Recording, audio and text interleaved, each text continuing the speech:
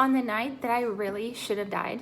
I mean, if this event would have happened in 2020, I would be dead as a doornail.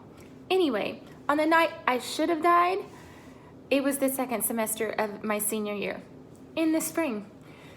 You see, my parents are what you call redneck. I mean, really redneck.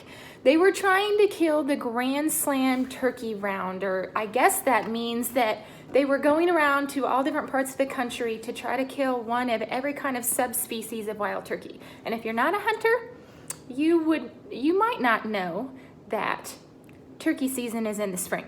Sometimes it's in the fall, but that's a fairly new thing. Anyway, I worked at Walmart as an inventory control specialist. That's a really fancy Orwellian term for I stocked shelves, took stuff off semis and opened boxes and put it on the shelf.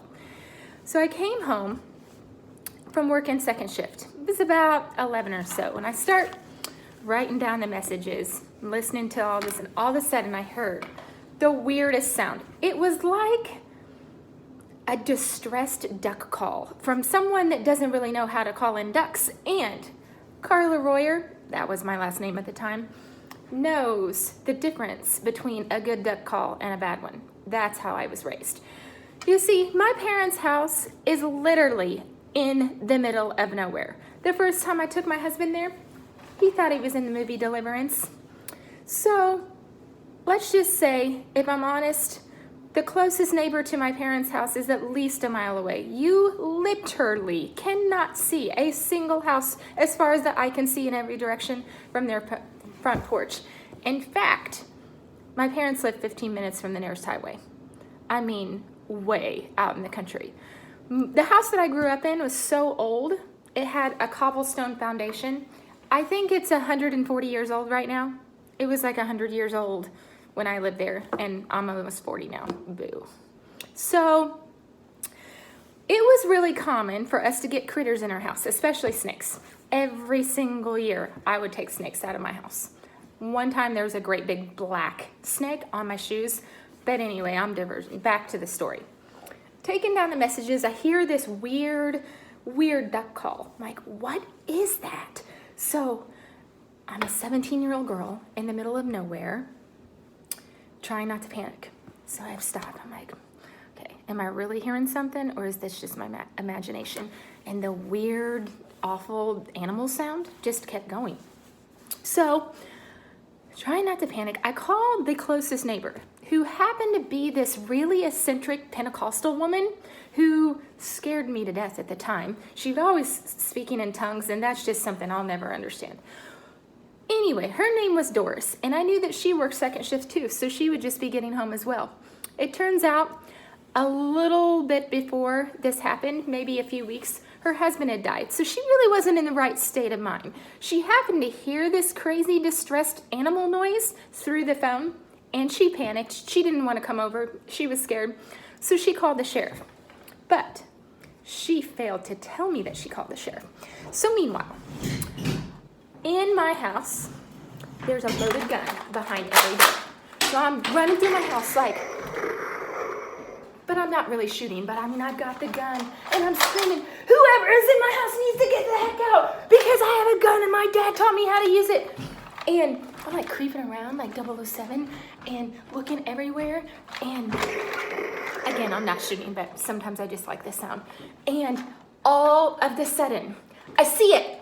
There's this light outside of my door in my window, just outside my kitchen. So I run out the back door and say, freeze! Again, I didn't really pull the trigger. And I'm about to blow this blinking guy away. So I'm drawn down about 4 feet away, and all of a sudden I see this weird golden glimmer from the small amount of light that came through my kitchen window, and I'm drawn down and I realize, oh, I've got my gun drawn on a police officer. And I hear, no, you freeze. And all of a sudden, I just get attacked from 6 sheriffs, and my gun goes flying over in my yard, and these men are screaming, why in the heck would you draw on us? And then I just start crying. I'm like, I'm so sorry. I'm Carla Royer. I live here. Please don't shoot me. Anyway, they were really, really mad because police don't really take well to you almost shooting them. So there's several lessons I learned this night. First of all, you probably shouldn't be calling kind of deranged, unstable women to help you with your problems. Just call 911.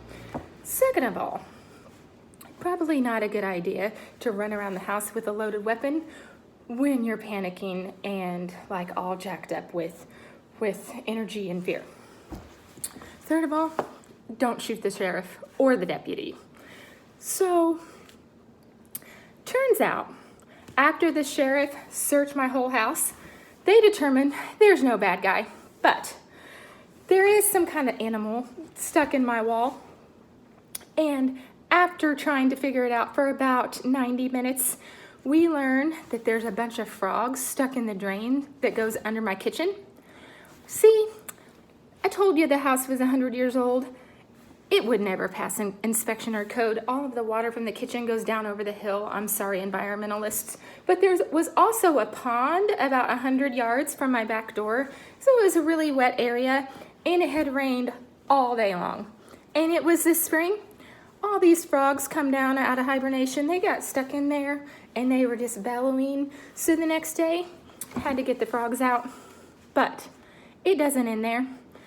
Until about 2:30 in the morning, every sheriff in the freaking county are sitting in my driveway trying to figure out how they're going to explain this to dispatch and what they're going to write on this stupid paperwork that this 17-year-old girl had every deputy in the entire Putnam County area out in the middle of nowhere, in the middle of the night, over some freaking frogs.